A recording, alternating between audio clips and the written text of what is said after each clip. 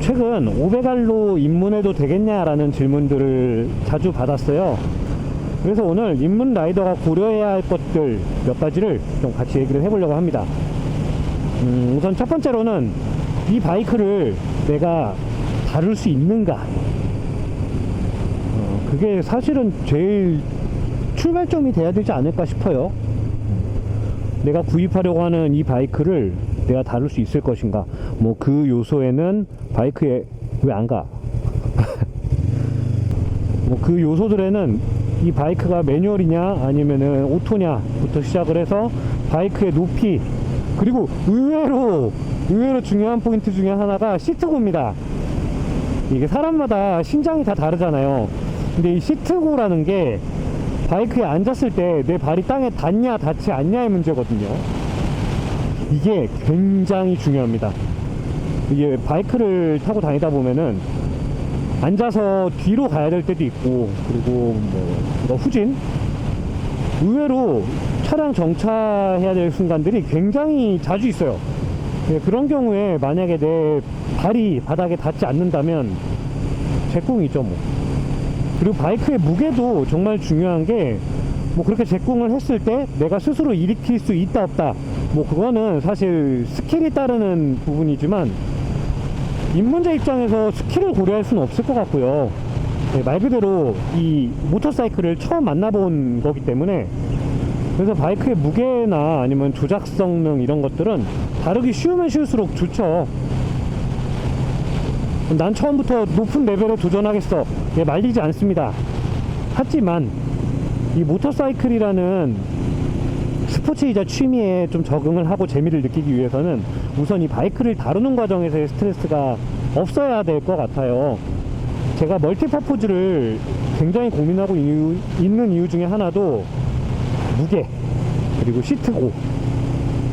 물론 제 신장에는 대부분의 바이크는 시트고는 걱정하지 않아도 된다고 하지만, 이 지금 500R에 적응해 있는, 너 뭐하냐?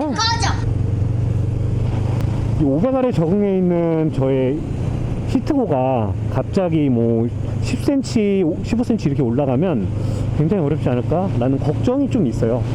뭐 로우킷이나 이런 걸로 조절을 할 수도 있지만 일단은 순정 기준으로 말씀드립니다. 다음 두 번째 요소로 고려를 해야 될 거는 바이크의 유지입니다. 이 모터사이클이라는 게 딱 사서 그냥 계속 타고 다니는 게 아니라 기본적으로 밥도 줘야 되고요. 그리고 엔진 오일도 뭐 2000km 아니면 그 이상 될 때마다 교체를 해줘야 되고요. 그 밖에도 이제 소모품들이 상당히 많이 있어요.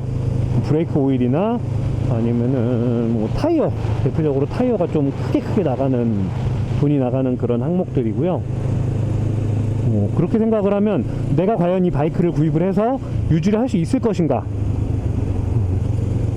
그것들을 충분히 고려를 하셔야만 하겠죠. 아무리 좋은 바이크가 있으면 뭐합니까? 유지를 못하면 탈 수가 없는 것을. 그래서 어느 정도 그 타협을 할 수 있는 범위를 찾아야 돼요.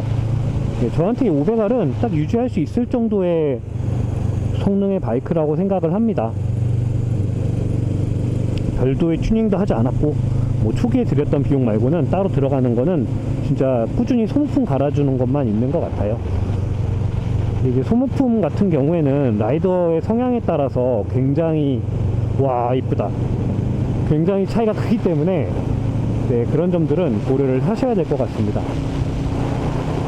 그 다음 세 번째는 바이크의 활용 용도예요. 뭐 목적이라고 봐도 되겠고요. 내가 주로 어떤 환경에서 바이크를 주로 타게 될 것이냐, 이걸 좀 고려를 하셔야 될 것 같습니다. 와 너무 멋있어. 지금 여행 중이어가지고 자꾸 얘기가 새네요. 저 같은 경우에는 가끔 이렇게 바이크로 여행도 다니고 캠핑도 다니고, 기본적으로는 출퇴근용으로 사용을 하고 있는 시티 커뮤니터입니다. 그렇다 보니까 이 500R이 어떤 다양한 용도를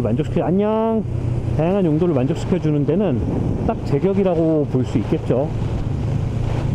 뭐 만약에 제가 GS 어드방을 탄다고 했을 때 뭐 여행이라든지 캠핑은 100%, 1000% 만족을 하겠지만, 출퇴근에서는 조금 도심이기 때문에 조금 부담이 있지 않을까. 연비도 그렇고. 그래서 제일 좋은 건 바이크 2대 갖고 있는 거죠. 여행용 하나, 출퇴근용 하나. 이 입문자가 뭐 바이크 2대를 고려를 해. 예, 저도 그렇고요. 유지비 항목에서 걸립니다.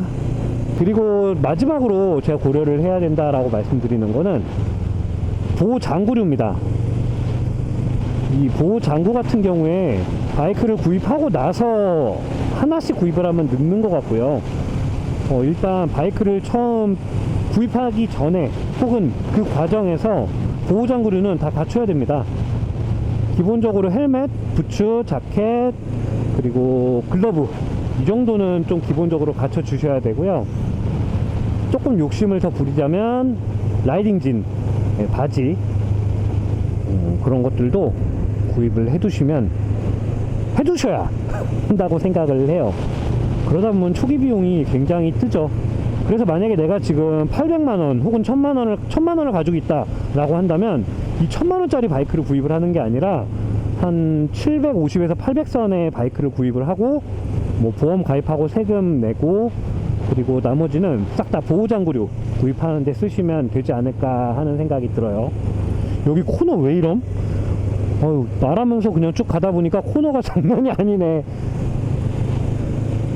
그리고 마지막이라고는 했지만 어쩌면 이 모든 것들을 다 포함하는 가장 중요한 한 가지는 내 보호자의 허락입니다.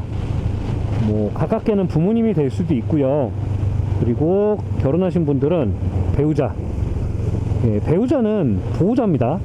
만약에 내가 몸이 아프거나 부상을 입거나 했을 때 고스란히 그 책임을 함께 떠안아야 되는 그런 존재들이죠. 저는 그걸 그냥 보호자라고 불러요. 책임 소재를 나눠주는 사람들.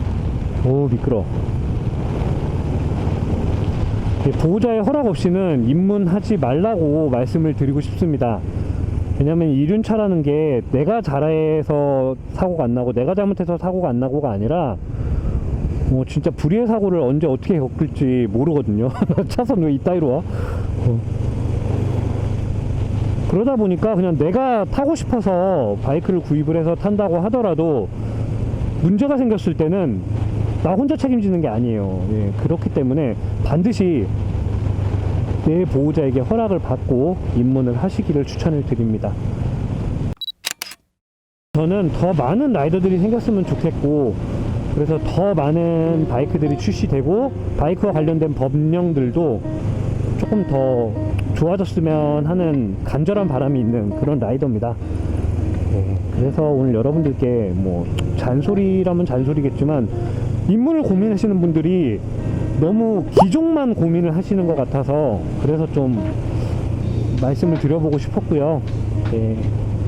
어쨌거나 이 모든 과정을 거쳐서 입문하시게 되면 분명 새로운 세상이 펼쳐질 거예요. 제가 경험했던 것들처럼요.